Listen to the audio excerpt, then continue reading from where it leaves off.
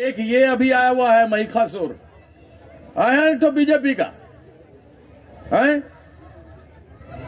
वो महिषासुर आकर के यहां बैठ करके दीदी के बारे में कुछ से कुछ बोलता है। नाम क्या है उसका मालूम है ना आपको? क्या नाम है? जरा जोर से बोलिए, क्या नाम है?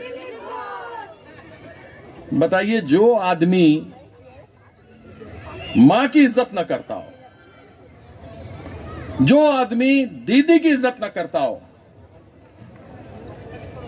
जो व्यक्ति नारी शक्ति की इज्जत न करता हो, वह महिषासुर ही हो सकता है और इसके अलावा कोई दूसरा आदमी नहीं हो सकता है।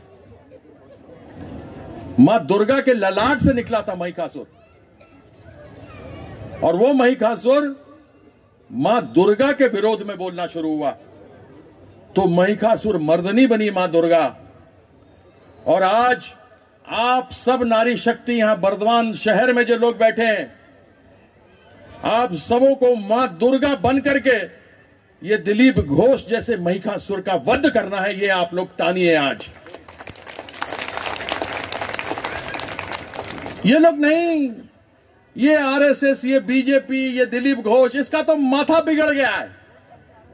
ये पागल हो गया है, ये पागल हो गया है। हम तो बीजेपी वाले का बोलेगा इसको अस्पताल में भेजो, अगर तुम लोग पैसा खर्चा नहीं करेगा तो हम लोग चंदा जमा कर लेगा टीएमसी वाला और उसको अस्पताल भेजेगा। बताइए आप। आदमी अपने दुश्मन के विरुद्ध भी कभी नारी शक्ति, मां, बहन, बेटी के बारे में नहीं बोलता है। हम लोग भी बोल सकते हैं लेकिन नहीं बोलेंगे। हम दीदी का बहुत सम्मान करते हैं। ये आरएसएस और बीजेपी वाले और ये बीजेपी वाला, ये लोग सीता मां का सम्मान नहीं करता।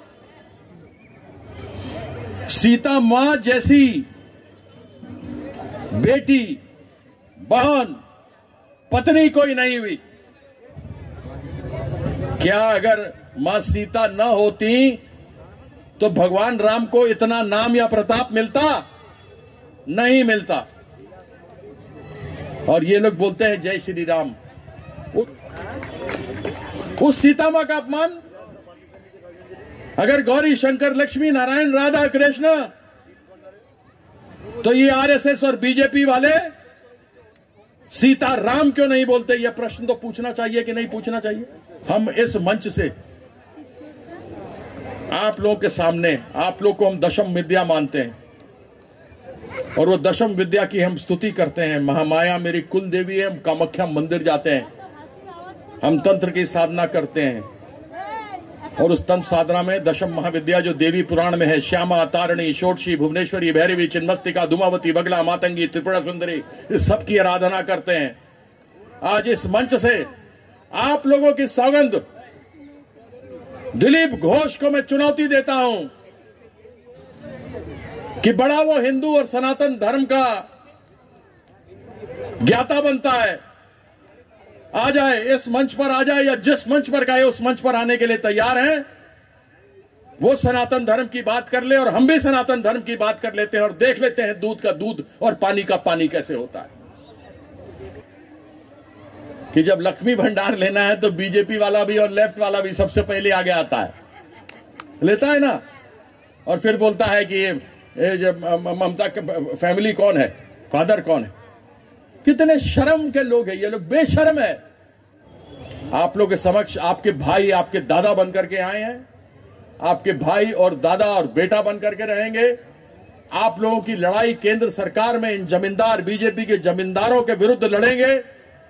इन लोगों ने जो अन्याय किया है उस अन्याय को खत्म करेंगे और दिलीप घोष जैसे को वर्तमान में घुसने नहीं देंगे, यह वो सचेत हो जाए।